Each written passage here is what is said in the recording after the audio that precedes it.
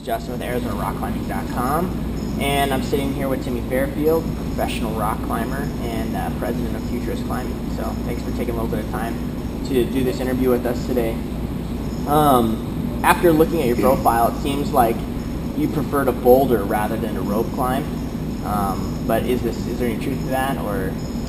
No, not really. Not really? I grew up actually in the mountains, hiking before I even climbed. Gotcha. With my uncle, and then I got into multi-pitch traditional climbing. I was taught all the kind of the raw traditional rock climbing skills even before I started sport climbing. But yes, early on I took to bouldering because I have an athletic and gymnastics background, so even rope climbing I relate with having some lean towards gymnastics and acrobatic movement.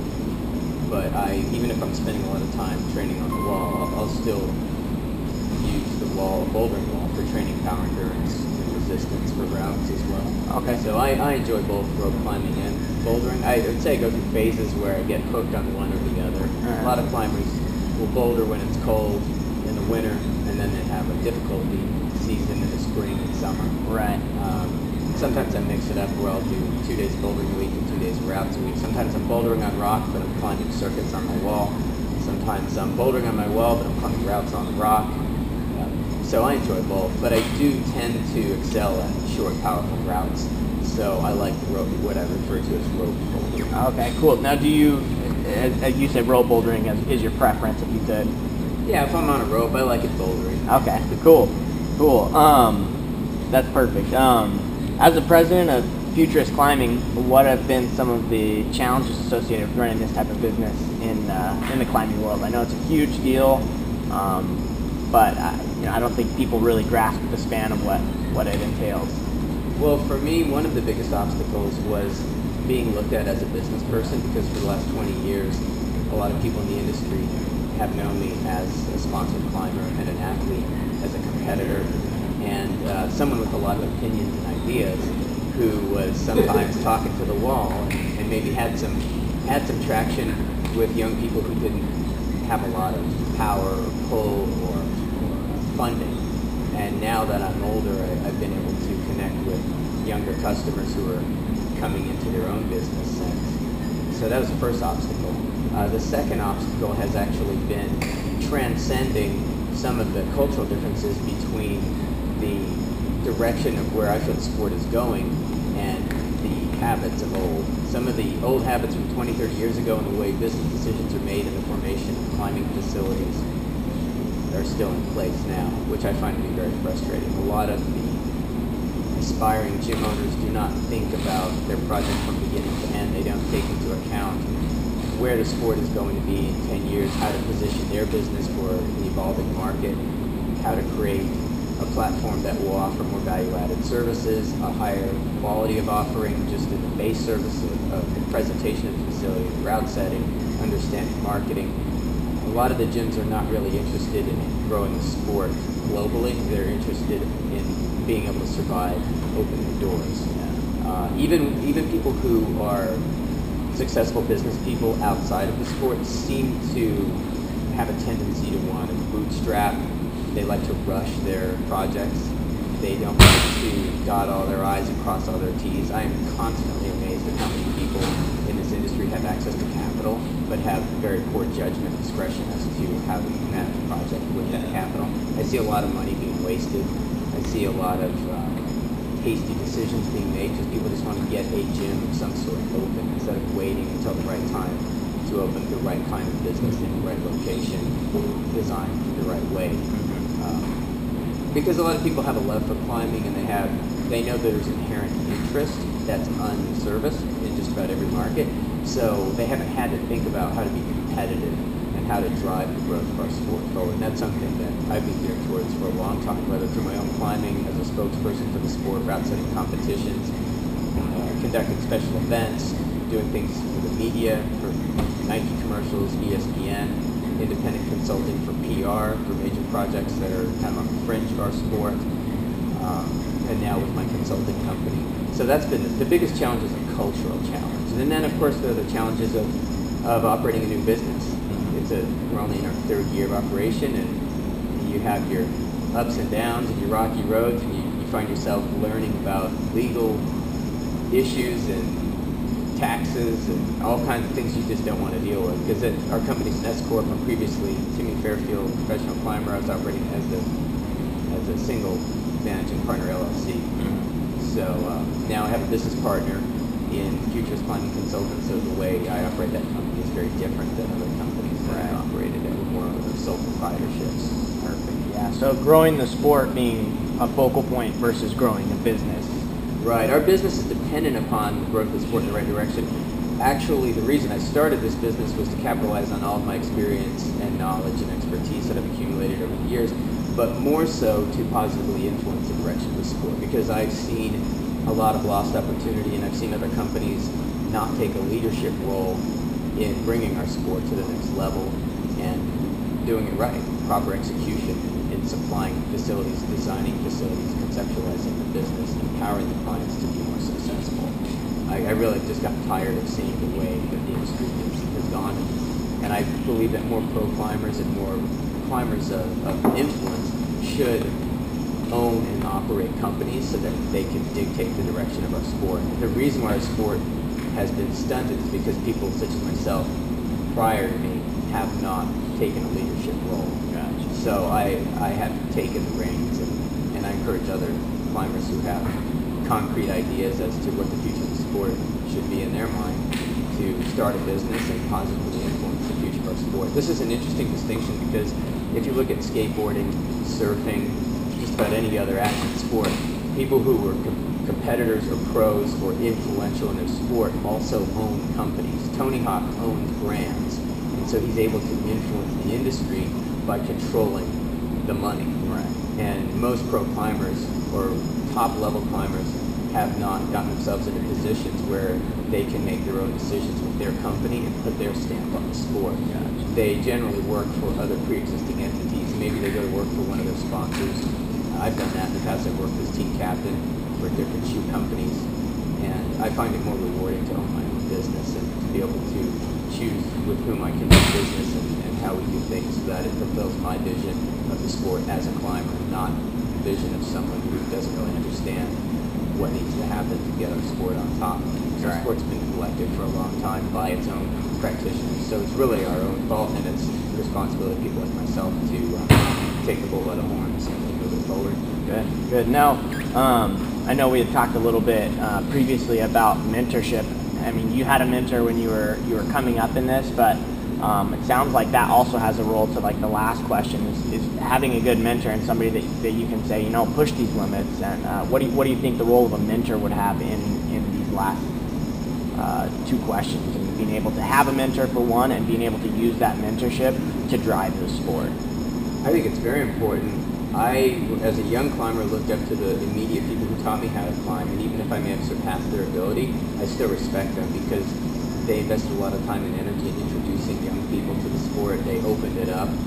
Many people in the early era, and still today, are very elitist, and they don't try to create access for new people coming into the sport. I think that's very important. You can provide mentorship as a younger climber to get some of your parents' age into it as a form of exercise. You can provide mentorship as an older climber who's been outside to get people to come from the gym and go outdoors and develop an appreciation for the natural environment.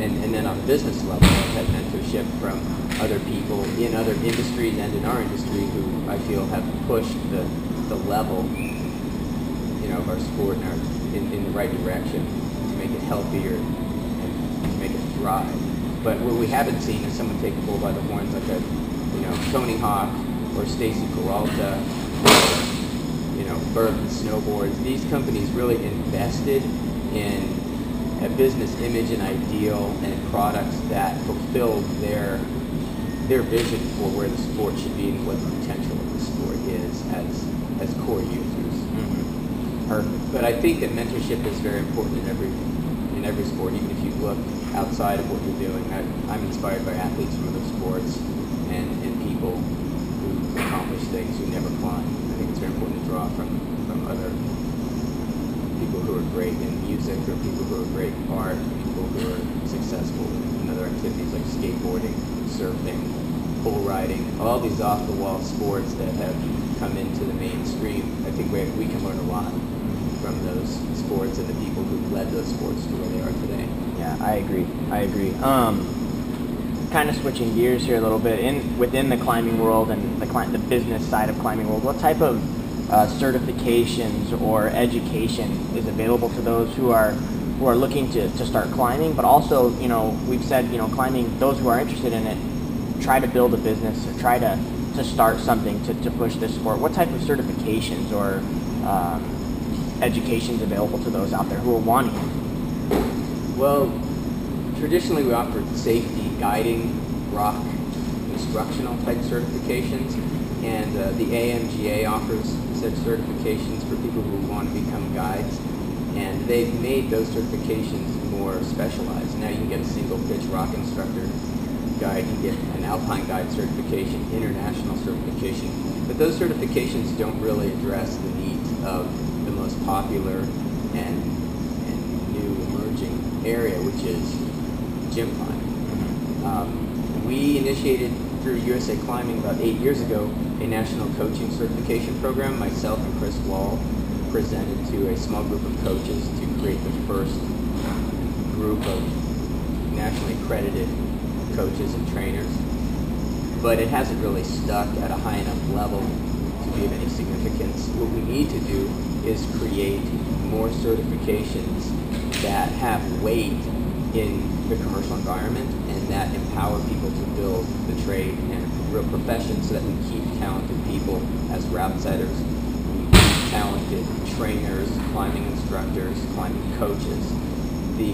Any kind of certifications I've seen in our industry don't really hold any weight. They don't buy anybody any kind of leverage with insurance companies to protect themselves. They haven't created strong trade organizations and developed a lot of the business practices so that the talent or people who are very motivated and passionate have a place to stay. It seems to be that people come into the sport, they have a lot of drive, they make a little bit of an impact, but then when they need to move out of their parents' basement or get a real job or go back to school, they pretty much are getting out of coaching or getting out of route setting. It becomes a labor of love, not really a career. Right. And so I would like to see the certifications legitimized, because that would give more credibility to the people who practice the trade, and it would help increase the value of the offering in the commercial environment. I think there's a tremendous amount of potential for creating multi-level coaching, youth coaching certifications, and personal trainer modules for climbing as fitness and sport-specific training for climbers. This is going to be an emerging area in the future to entice people from the outside who have disposable income to come into our sport, give them a gateway so that they know how to interact in the facility, climbing gym environment. Most people walk into a climbing gym and they really don't know what to do. It's more of a social scene. It's a very complex piece of exercise equipment, essentially. It's a simulation for rock, but it can also be used as general fitness. Right. And that has to be developed in order to open the doors for people of all abilities and all levels of commitment and all ages. So I think a big message there, again, furthering the sport, through these professions, through these, associations, and no longer making it a hobby, but making it something people can go do and make a living off of, but at the same time help the sport to, awareness of the sport, everything like that. Yeah, the sport needs positive PR. It needs a cleaner professional face. It needs more spokesmanship from the athletes and from the industry leaders. I think the sport on a large scale is lacking some serious leadership. Gotcha. You had talked about training and using, walls just like these ones as exercise. What type of exercise or a training regimen do you have? Do you just climb here? Are you a cardio guy? Do you go jump on a treadmill, or do you? I put it in here. I said, do you climb to train or climb to train, or train to climb? Both. I train off the wall to be stronger on the wall. I train on the wall to be stronger on rock. I have a background in competition, so I view rock as a medium in and of itself to pursue. It's like grass and clay in tennis. I don't view the wall as artificial rock. I view it as a medium that allows for a whole other area of self-expression and choreography. It's a whole other forum. I do run. I'm sponsored by Polar, and I'm very much grateful that I've been educated about heart rate training. I believe in heart rate training.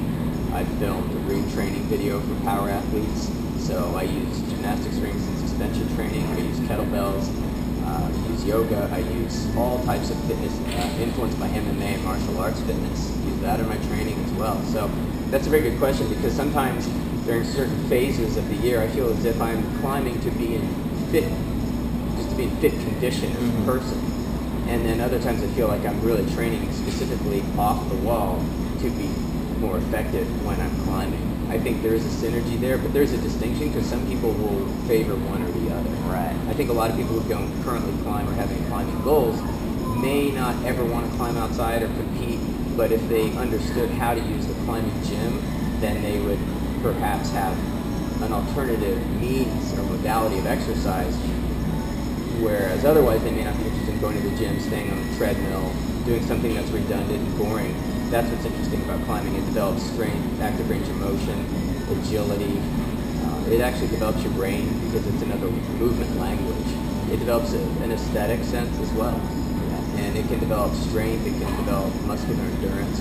But I do like to cross-train. If I stopped climbing tomorrow, I would focus on running. I would find something else to keep myself busy. Yeah. When I was growing up, I ski raced, I played soccer. I was offered a full-ride scholarship for midfield to UNM, and decided not to do that because I preferred rock climbing, believe it or not.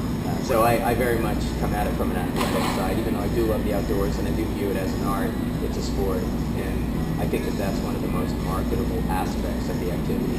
It has fitness benefits, and you can make gains in a lot of areas of your physique, your mindset. It builds confidence. I think it'd be appealing to a lot of people who never even want to compete or never even want to push the limits outside. That's precisely my story right there. I mean, I came in here just looking to work out, and then, it changes. It's not running on the same treadmill over and over. It's a new problem. It works your mind, because you got to figure it out. Everything about it drew me to it, and then I was able to go out further. So I'm glad you said that. It can be a bridge to the outdoors too, because a lot of people are afraid. They want to try rock climbing, but they're afraid to go outside.